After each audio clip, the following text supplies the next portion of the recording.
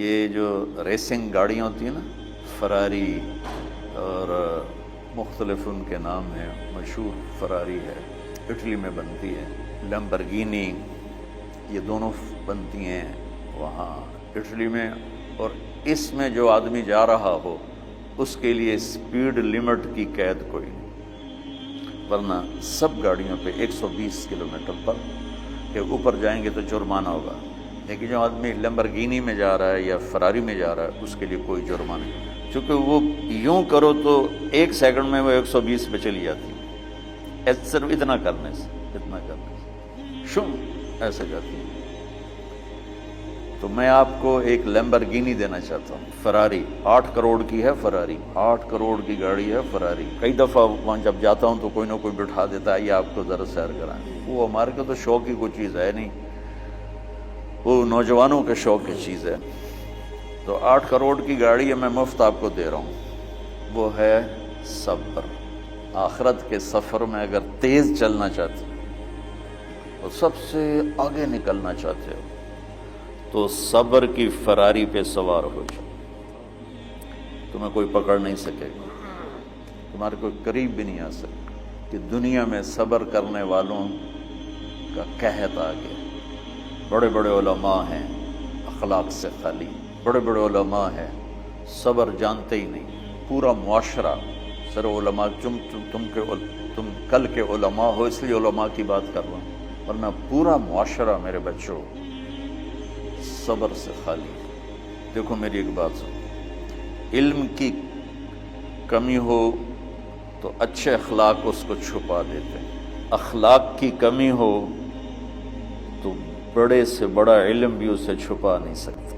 سارے عیب ہوں اور اخلاق اچھے ہوں تو اخلاق وہ چادر ہے جس میں سارے عیب چھپ جائیں گے، بس ساری صفتیں ہوں اور بد اخلاق ہو تو ہر صفت کو بد اخلاقی چھپا دے گی۔ میرے نبی نے نماز لمبی پڑھی، اللہ نے روک دیا، کہا نہیں چاہیے، ما انزلنا علیک القرآن لتشقی، مختصر نماز پڑھیں، درمیانی نماز پڑھیں۔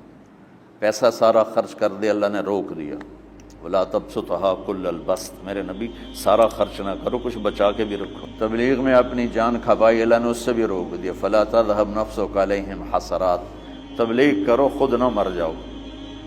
تبلیغ کتنا بڑا عمل ہے، اللہ نے کہا اعتدال سے۔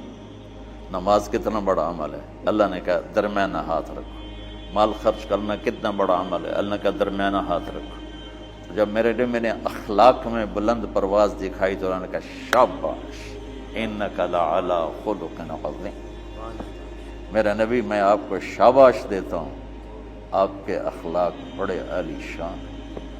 یہ نہیں کہا کہ اتنے بھی ذرا تھوڑا اکھ بھی کھائی کر کو کوڑا ہویا کر، تو تم مولوی بڑے غسیلے ہوتے ہو، تم میرے بچے بیٹھو نا اس لیے بات کر رہا ہوں۔ صبر نام کی شے ہی نہیں ہوتی، فقہ پڑھنا تو ہماری مت ماری جاتی۔ قرآن کو بھی فقہ کے انداز میں پڑھتے ہیں، حدیث کو بھی فقہ کے انداز میں، بخاری سے زیادہ امام بخاری پڑھاتے ہیں، ترجمۃ الباب پہ اتنا وقت لگا دیتے ہیں کہ حدیث جو اصل چیز ہے اس کی طرف توجہ نہیں جاتی۔ امام بخاری کی کتاب کا مقدمہ کوئی نہیں، تو اس پر جب بخاری شروع ہوتی ہے تو ہفتہ اس پہ سبق چلتا ہے کہ امام بخاری نے مقدمہ کیوں نہیں لکھا، جی میں سارے مل کے یعنی امام صاحب نے تو گلاں کی۔ میں اس کا اتنا آسان 1 منٹ میں اس سارے سبق کو ختم کر دیتا ہوں بخاری شریف کے، کہ دیکھو بھائی امام صاحب کا دل نہیں کیا مقدمہ لکھنے کو، اس لیے انہوں نے نہیں لکھا گلوں میں۔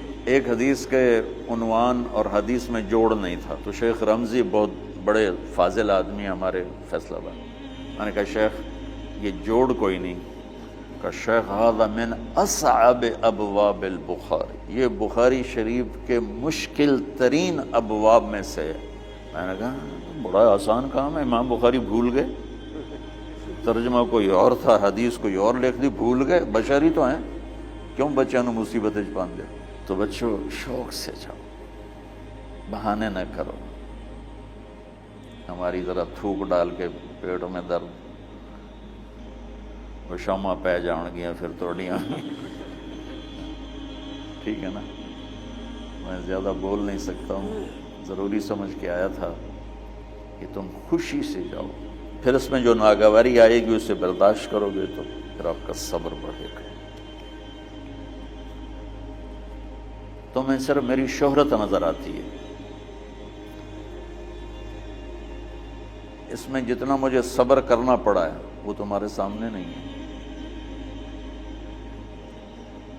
جتنی کڑوی گولیاں میں نے کھائی ہیں لوگوں سے وہ تو تمہیں نہیں پتا. اب تمہیں اتنا نظر آتا ہے کہ واہ واہ ہو رہی ہے آگے پیچھے لوگ. میرے اللہ کا کرم ہے، میری کیا اوقات. آج ہوں کل مر جاؤں گا، اولاد کو بھی یاد نہیں رہے گا کہ طارق جمیل کون تھا. جو ہے اس میرے رب کا کرم ہے. مجھے اپنی شہرت سے کبھی دھوکہ نہیں لگا. تو میرے بچوں اس لیے بتا رہا ہوں، کوئی فخر نہیں، کہ مجھے اپنی شہرت سے کوئی دھوکہ نہیں. ایک لمحے کے لیے بھی مجھے دھوکہ نہیں. میرے دل کی گہرائیوں یہ بات اتری کہ سب میرے اللہ کا فضل ہے. اور برائی کرنے والا اور اچھائی کرنے والا میری نظر میں برابر ہو گیا ہے. برابر ہونے کا مطلب پہلے سمجھو. تو مجھے گالی دو گے مجھے تکلیف ہوگی، تو میری تعریف کرو گے مجھے خوشی ہوگی. اس کو برابری نہیں کہتے، وہ تو ایک طبعی چیز ہے. یہ میں نے ہاتھ پہ اپنا ہی ہاتھ مارا تو اس کو درد ہو رہا. تو اگر میں مولوی شوکت صاحب سے بدتمیزی سے بات کروں گا تو ان کو تکلیف ہوگی، اور میں ان کی قربانیاں بیان کروں گا. یہ ذرا کھڑے ہونا، ادھر ہاتھ دو. یہ اس سارے نقشے کے بانی ہیں. یہ پہلی اینٹ ہے. یہ 3,000 روپے اس وقت لے رہے تھے 1985 میں 86 میں کراچی. 7,000 ان کی تنخواہ تھی، اور میں نے ان کو تلمبے میں بلایا 900 روپے مہینے. لوگ میری تعریف کرتے ہیں، میں اللہ کا شکر ادا کرتا ہوں، اور اس پہ میں تکبر میں نہیں آتا. یہ ہے مدح اور ذم برابر ہو جائے. یعنی تعریف کرنا اور برائی کرنا برابر ہو جانے کا مطلب یہ نہیں ہے کہ برائی سن کے اثر نہیں ہوتا اور تعریف سن کے اثر نہیں ہوتا. نہیں، برابر ہونے کا مطلب بتا رہا ہوں. اس کی توفیق، تائید، رحمت اپنی اولاد کو بتا رہا ہوں. کوئی میری تعریف کرتا ہے، میں اللہ کا شکر ادا کرتا ہوں اور اپنے آپ کو بھولتا نہیں ہوں.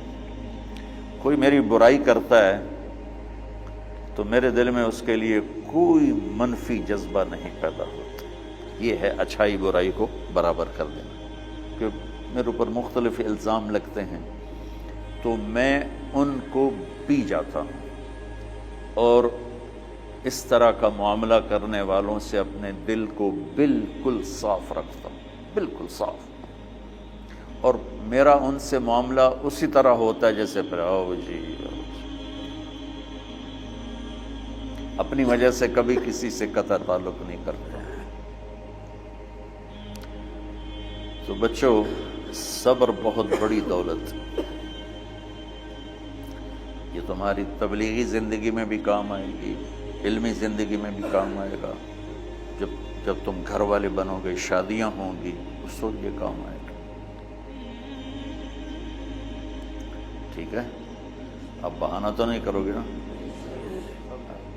خوشی سے جاؤ گے نا؟ السلام علیکم.